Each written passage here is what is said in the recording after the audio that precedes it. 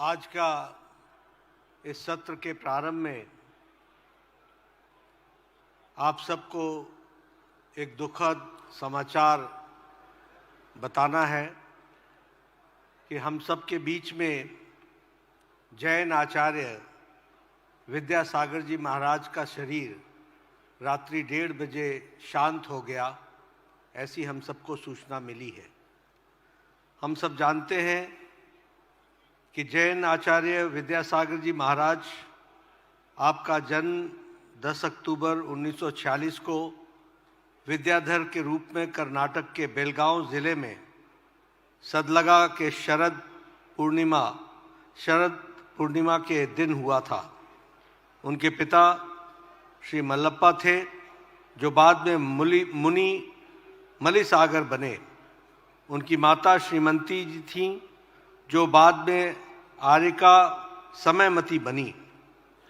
विद्यासागर जी 30 जून 1968 में अजमेर में 22 वर्ष की आयु में आचार्य ज्ञान सागर की दीक्षा, जो आचार्य शांति सागर शिष्य थे, उनसे ली।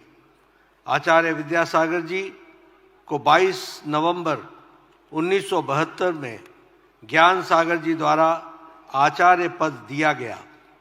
केवल विद्यासागर जी के बड़े भाई गृहस्थ थे। उनके अलावा घर के सभी लोग ने संन्यास लिया था। उनके भाई अनंतनाथ जी और उनके दूसरे भाई शांतिनाथ जी ने आचार्य विद्यासागर जी से दीक्षा ग्रहण की और मुनि योग सागर जी और मुनि समय सागर जी के नाम से कहलाए गए।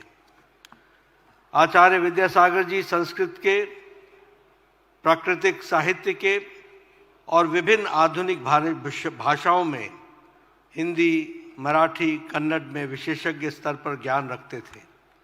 उन्होंने हिंदी और संस्कृत के विशाल मात्रा में रचनाएं की थीं।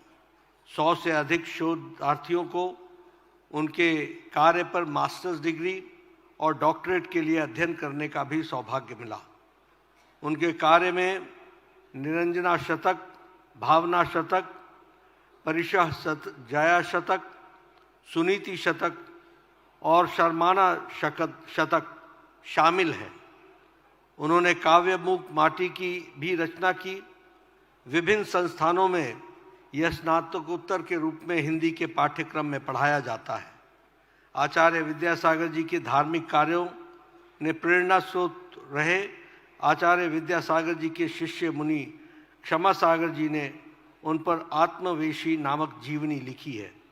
इस पुस्तक की अंग्रेजी अनुवाद भारतीय ज्ञानपीठ द्वारा प्रकाशित हो चुका है।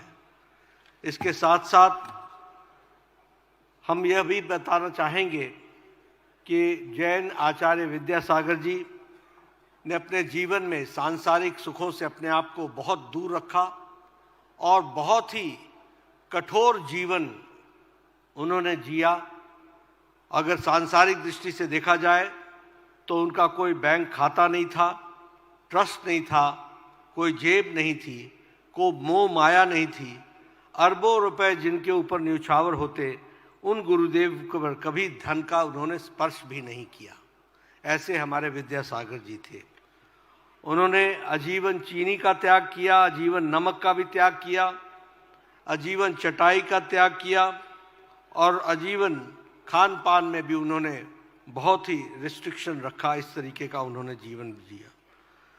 पूरे भारत में सबसे ज़्यादा दीक्षा देने वाले एक ऐसे संत थे जो सभी धर्मों में पूजनीय थे। वो सही मायने में शारीरिक रूप से संसार में ज़रूर थे, लेकिन वो ईश्वर की शक्ति थे और ईश्वर के अंश थे और ईश्वर ताकत रखने की क्षमता के वो धनी थे। ऐसे आचार्य विद्यासागर जी आज हम सबके बीच में नहीं रहे हैं। उनके शरीर का तेज ऐसा था जिसके आगे सूरज का तेज भी फीका हो और कांति के चांद भी फीका हो। ऐसे हम सबके आदरणीय आचार्य जैन मुनि जी हम सबके बीच में नहीं रहे हैं। हम सब लोग 1 मिनट के मौन के लिए अपने स्थान पर खड़े होकर के आचार्य विद्यासागर जी को श्रद्धांजलि देंगे।